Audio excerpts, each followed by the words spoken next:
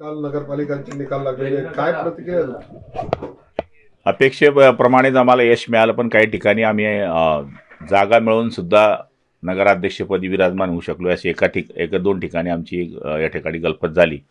आम्हाला अपेक्षा होती की आमचे 7 ते 8 नगराध्यक्ष होतील, पण 6 नगराध्यक्ष आमचे आले. आणि मला तरी असं वाटतं की महाराष्ट्रामध्ये जे जिल्ह्यांकडे आपण नजर मारली तर जळगाव जिल्ह्यामध्ये सगळ्यात जास्त नगराध्यक्ष शिवसेनेचे आलेले आहेत. दुसरीकडे धरणगावमध्ये मात्र तुम्हाला मोठा धक्का बसल्याचं पाहायला मिळत आहे. निश्चितपणाने धरणगावमध्ये एकूण 23 नगरसेवकांपैकी आमचे 15 नगरसेवक आले, पण आमचा नगराध्यक्ष येऊ शकला नाही. पण जळगाव मतदारसंघामध्ये नशिराबादमध्ये आमची सत्ता आली, तिथे सुद्धा शिवसेनेचे आणि भाजपचे नगरसेवक निवडून आलेले आहेत. आणि दोघीकडे नजर जर टाकली तर शिवसेनेचे जवळपास 20 नगरसेवक दोघं नगरपालिकांमध्ये निवडून आलेले आहेत. त्यामुळे असं आत्मचिंतन करावं लागेल की आमच्या उमेदवारामध्ये काही गलपत झाली का, किंवा आमच्या काही चुका असतील ते दुरुस्त आम्ही करू.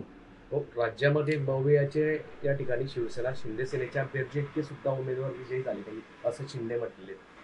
मवियाचे जे शिंदे सेनेचे उमेदवार सर्वात जास्त या ठिकाणी विजयी झालेले, मवियाचे त्या बेरजेटके पण उमेदवार विजयी झाले नाही असं एकनाथ शिंदे म्हणतायत. शिंदे साहेबांच्या प्रयत्नामुळे आणि त्यांच्या कष्टामुळे आपण पाहिलं असेल की महाराष्ट्रामध्ये या ठिकाणी यश आपल्याला पाहायला मिळत आहे. शिवसेनेचे जवळपास 60च्या आसपास नगराध्यक्ष या ठिकाणी निवडून आले आणि युतीमध्ये आणखी वेगळे आहेत. मग दुसरीकडे जळगाव शहरात जास्त सोसायटीची जी काही नोकर भरती आहे तो भरतीच्या प्रश्नामध्ये अनेक प्रश्न उपस्थित होत आहेत. ती नियमबाह्य पद्धतीने केली जाते. एकनाथ खडसे, चंदू पाटील आमदार त्यांनी त्याच्या विरोधामध्ये भूमिका घेतलेली. तुमची काय भूमिका आहे सगळ्यांमध्ये? हे आता त्या भरती करणं हा त्यांच्या बॉयलाजमधला विषय आहे. त्यांनी काय कशी भरती करावी आणि जर तक्रार असेल तर तशी तक्रार कधी, कारण मागच्या काळात एकनाथ खडसे साहेबांनी अशीच तक्रार केली होती, तरी भरती कोर्टामध्ये गेल्यानंतर ती मान्य केली गेली होती. 1909 सालचा हा बॉयलाज आहे. त्या बॉयलाजप्रमाणे ते म्हणतात की आम्ही भरती करतोय, तो त्यांचा विषय आहे. आता आपण काय बघणार? आपलेच आमदार विरोधात गेले मात्र या भरतीच्या. हे बघा, माझा आणि त्यांचा विषय वेगळा आहे ना. याच्यात त्यांना वाटत असेल तर ते इथे काही पक्षाचा विषय नाही आहे. हे प्रत्येकाचा वेगळा वेगळा विषय आहे. नाशिकमध्ये चांगलं यश मिळालेलं आहे शिवसेना शिंदे. नाशिकला मिळालंय, जळगावला मिळालंय. आज आपण पाहिलं ठिकाणी 5 नगराध्यक्ष हो. आपले आहेत. आपण कसं बघताय त्यामध्ये? कुठे? नाशिकमध्ये 5 आले, इथे शिवसेनेचे 6 आले. आमची थोड्या करता गेली, समजून घ्या. पण गेली, जी गेली ती गेली. पण आमची पार्टनरशिपमध्ये पण आलेले आहेत.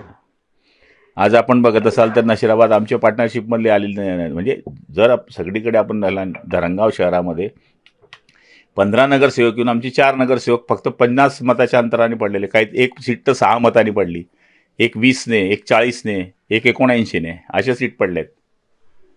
त्यामुळे नगराध्यक्ष कदा क्रॉस वोटिंग झालेलं सरळ दिसतंय. पाहिलं तर नगरसेवक 15 23 पैकी आणि नगराध्यक्ष नाही. म्हणजे लोकांना क्रॉस वोटिंग केलेलं आहे. राज्यामध्ये निवडणुकीमध्ये भारतीय जनता पार्टी सर्वात मोठा पक्ष ठरलेला आहे, तर दुसरा या ठिकाणी शिवसेना शिंदे सेना ठरलेला आहे. तिथे आकडाच बोलतोय ना. ते आपण तुम्ही म्हटल्याला काय अर्थ नाही ना. मोठा भाऊ छोटा भाऊ. मोठा भाऊ छोटा भाऊ दिसतोय. मग दुसरीकडे जळगाव पालिकेचा युतीचा निर्णय झाला का तुमचा? नाही अजून. महापालिका नाही, आता बैठक होईल. भूमिका काय आहे त्याच्यामध्ये तुमच्या? बैठक झाल्यानंतर निर्णायक जागा आम्हाला चांगल्या दिल्या, सन्मानाने दिल्या, एकमेकाच्या गोष्टी समजून घेतल्या तर युती होईल. भुसावळमध्ये पण मंत्री सावकारे यांना धक्का बसलेला, त्यांच्या पत्नीचा प्रभाव झालेला. केंद्रीय मंत्र्याला सुद्धा धक्का बसला, पण गुलाबरावाचा धक्का मोठा आहे. आलं का लक्षामध्ये? आपण पाहिलं असेल की केंद्रीय मंत्र्यांच्या 2 मतदारसंघातल्या 3 सीट गेल्या. म्हणजे वरणगाव गेली, मुक्ताईनगर गेली, भुसावळ गेली. त्यामुळे त्यांना धक्का नाही. केंद्रीय मंत्र्यांचा धक्का छोटा असतो, कॅबिनेट मंत्री राज्याचा मोठा असतो.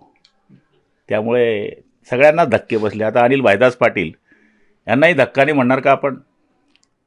गुलाबरावाचा धक्का मोठा आहे. असं का वाटतंय? तुम्हालाच वाटतं, ते मला नाही वाटत. तुमच्या चॅनलांना वाटतं की गुलाबरावांना धक्का दिला म्हणजे जास्त लोक बघता.